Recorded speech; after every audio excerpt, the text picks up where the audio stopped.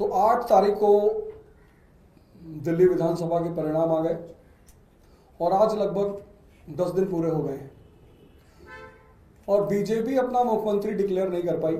इसमें मुझे बस एक चीज लगती है कि नेता का जो सबसे बड़ा गुण होता है जिससे राष्ट्र और समाज का विकास होता है वो होता है उसका विजनरी होना, कि उसे दिखाई पड़ता हो कि क्या करने से समाज, परिवार, राष्ट्र आगे बढ़ेगा। हम दिल्ली को पिछले 10 सालों से चला रहे थे, हम एक चीज पे काम कर रहे थे और उस चीज ने दुनिया के जितने भी आज ताकतवर देश हैं सबको महाशक्ति बनाया है। आप सबको पता ही होगा, वो चाहे यूनाइटेड स्टेट्स ऑफ अमेरिका हो 1787 में स्लम एरिया आज सुपर पावर, चाहे वो जर्मनी हो, चाहे वो जापान हो, चाहे आज चाइना हो, सब ने एक चीज पे काम किया है और उसका नाम है ह्यूमन रिसोर्स।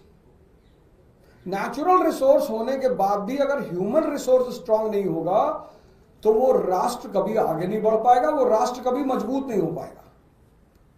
और ये बात हमारे नेता अरविंद केजरीवाल जी को बिल्कुल स्पष्ट थी और इस ह्यूमन रिसोर्स के दो सबसे स्ट्रांग पिलर हैं।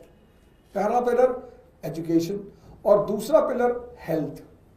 भारत जब महाशक्ति था, प्राचीन काल की अगर मैं बात करूं एशियन पीरियड की, तो पूरी दुनिया के उस वक्त जो नॉन दुनिया थी उस दुनिया में लगभग सारे देशों के लोग भारत में पढ़ने के लिए इच्छुक थे। मैं बात कर रहा हूं नालंदा और तक्षशिला की, और मैं बात कर रहा हूं फाइहान और ह्यूएनसांग जैसे लोगों की जो चाइना से भारत पढ़ने के लिए आए। तो जब देश में शिक्षा उच्चतम स्तर पे थी तो देश महाशक्ति था। जब देश में चरक जैसे चिकित्सक थे, धन्वंतरी जैसे चिकित्सक थे तो देश महाशक्ति था। इसी का फॉर्मूला उसको पता ही नहीं चल पा रहा है कि यार करना क्या है।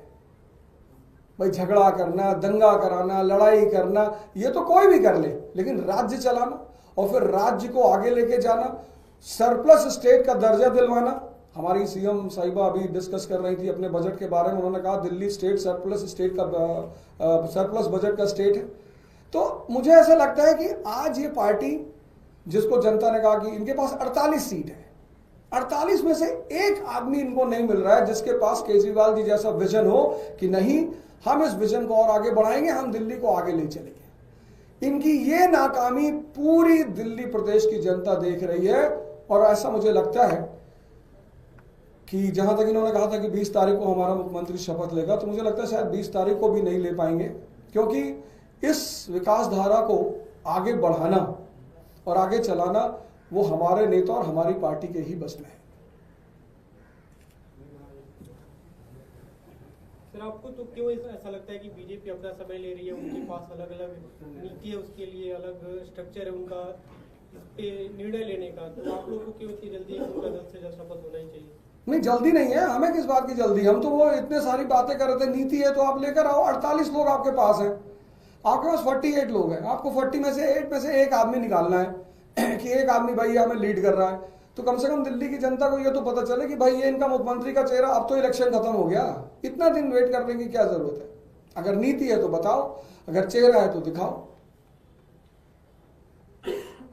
अवध जी, आप पहली बार इलेक्शन लड़े थे, आप अपनी पॉलिटिक्स जारी रखेंगे आगे भी और पढ़ाई जो कराते हैं बच्चों? मैं पहली बार इलेक्शन लड़ा और 4 फ्रंट पर मेरी उपलब्धियां रही। आज भारत में मेरे पास एक विधानसभा है जिसमें 46,000 लोगों ने मेरे ऊपर विश्वास जताया। 46,000 लोगों ने मेरे ऊपर विश्वास जताया। 500 कार्यकर्ता मेरे साथ जुड़े हुए हैं और सबसे बड़ी बात, जो कांग्रेस के हमारे उम्मीदवार थे वहां पे, जो एक बार विधायक रहे, 2 बार पार्षद रहे, उनकी जमानत जब्त हो गई। तो इतनी अच्छी शुरुआत करने के साथ अब राजनीति से पीछे जाने की कोई वजह नहीं है। तो एक नेता के रूप में मैं स्टैब्लिश हो चुका हूं। आने वाले उर्जा साहब, एक नेता के रूप में आप स्टैब्लिश हो चुके हैं, आप सोच भी सकते हैं नेता के नजरिए से। आपको क्या लगता है भाजपा में उन 48 कैंडिडेट में से एक कैंडिडेट कौन होना चाहिए? देखिए, ऐसा है कि हर व्यक्ति को अपने घर की जिम्मेदारी लेनी चाहिए। अगर वो मुझे बुलाएंगे, अपनी असमर्थता जताएंगे कि मिस्टर ओझा हम नहीं चुन पा रहे, तो आपके चैनल के माध्यम से मैं प्रस्ताव रखना चाहता हूं कि अगर वो ऐसी किसी दिक्कत में है तो मैं अपनी सेवाएं देने को तैयार हूं, क्योंकि एज ए शिक्षक मुझे पता होता था कि इस बच्चे का सिलेक्शन होगा, कौन होनहार है। तो मैं ये कहना चाहूंगा कि अगर उनको मेरी सेवाओं की जरूरत है तो मैं उनके लिए उपलब्ध हूं। मैं बता सकता हूं आने वाले समय में कि वो क्या कर सकते हैं।